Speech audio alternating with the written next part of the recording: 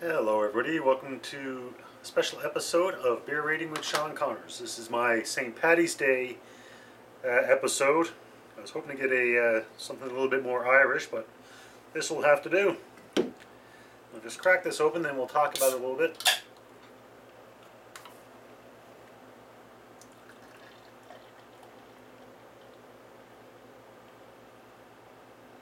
Okay, so the beer I have this week, the one I'm pouring up here, as you can see from the beginning, it's Rogues Roost IPA.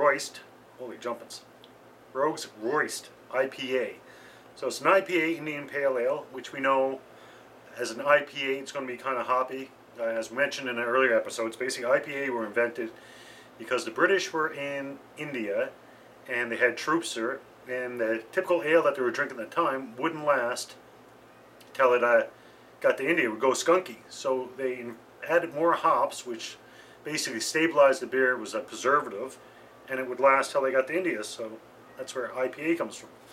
Now this one, the Rogues Roost, it's a strong beer from the can, 6% alcohol. So it's stronger than your typical ale, but not a hell of a lot. And it actually says on the can, Nova Scotia. Now that's where it gets a bit confusing, because it's actually brewed from the PEI Brewing Company. So that had me a little bit confused, so I did a little bit of research, and basically Rogues Roost was a brew pub in Halifax. I'm not sure if it's still there. I believe it is, but I'm not really sure. And this was one of their beers.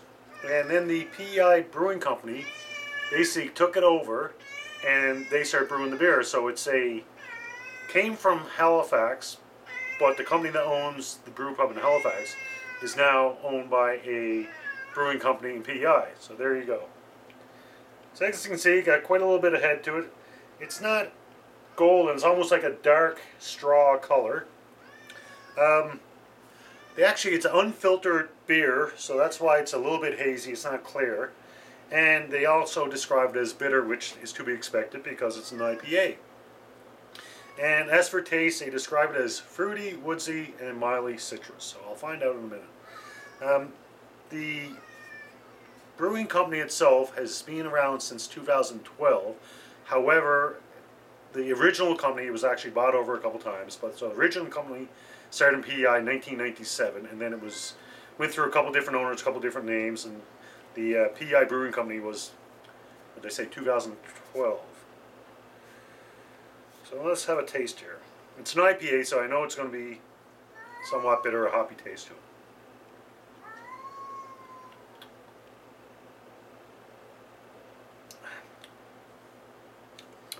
It's not bad. You can taste alcohol on it. You know, it's a strong beer. And I'm going to read the back of the can just to give you some information on it. It says, there was a time when things of value were hoarded by the elite. But even back then, some 300 years ago, men risked their lives to take their share. Adventurous rogues who evaded the crown, discovering hideouts like Nova Scotia, Rogues Roost Cove. Their deeds becoming stories and legends. The treasure you're holding carries on this tradition. Brewed with toasty English malts, herbal and spicy UK hops, and English ale yeast, this well-balanced traditional IPA delivers a complex flavor that stands out from the pack, just like the history's legendary Rogues. Well, there you go. So it's not bad. As you can probably tell from my previous episodes,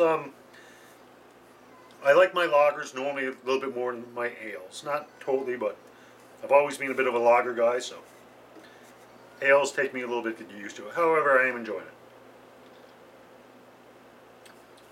As I mentioned, IPAs were brought about because they had to make sure the beer would last till it got to India. They didn't want to go skunked. And with that being said, I'm going to talk a little bit about skunk beer. Basically, skunk beer is beer that's gone bad. What it is, it's being exposed to UV light, and basically it's chemical reaction caused by the UV lights onto the hops, which causes chemical reaction, and the result is a skunky smell, a skunky taste from the beer. It's not something that you want. So skunk beer is definitely not something you try to eat. It's something you try to avoid. Other names for is light struck, and light struck basically means light has struck the beer and affected it. Another one you might hear is drain pour. And, you know, somebody might say, "Oh my God, that beer is a drain pour." Basically, that beer is so bad you're going to pour it down the drain. Easy enough. And the when a beer does go skunky, the chemical reaction causes, like I said, it causes a smell and a taste, almost like a skunk spray. I think the chemical reaction is similar. The chemical reaction that's caused it is similar to the chemical reaction in a skunk when a skunk sprays. So you might be saying, okay, well, I definitely don't want a skunk beer. How do I avoid it? Fairly simple. If you're going to buy a beer, make sure you buy a good beer. What that means, if you go to the liquor store or the beer store and there's beer on display, you don't know how long it's been there. Buy the one that's in the cooler if you can. If the cooler is brightly lit, that's also not a good thing. Now, if the beer's in a can, you can avoid that totally. And most beers, you know, they're in a box or case or whatever, so the light's not going to affect it. But if there's individual beers, like bottles of beer, they can be light struck just from being in the cooler too long. So watch that. When you open a beer, I mean, don't let it sit in the sun or the light, whatever, for an extended period, which normally isn't the case because you're going to drink before that happens. As I mentioned, cans normally don't get light struck unless you pour them in a glass and they sit there, but in the can they're actually protected from the UV light. With that being said too, dark bottles, your typical beer bottle, actually provides a fair bit of protection for UV lights. However, you know, like Heineken, Miller, you know, they have either green or clear. Those are actually more susceptible to being light struck, so you might want to avoid that if you can. And that's pretty well it. You know, dark bottles if you can, or dark bottles or cans. Don't buy beer that's been on display. You don't know how long it's been there. Individual beers in a brightly lit cooler, yeah, you're taking your chances there. Don't leave in the sun. And for craft beers, also look, see if there's a brew date. You want to get the beer that's being brewed recently, not one that's been sitting there forever. And that's my chat for today. Now back to this one. Okay, so the Roost IPA from the PEI Brewing Company. I'm having a bit of a hard time with it. It's not a bad beer by any means, but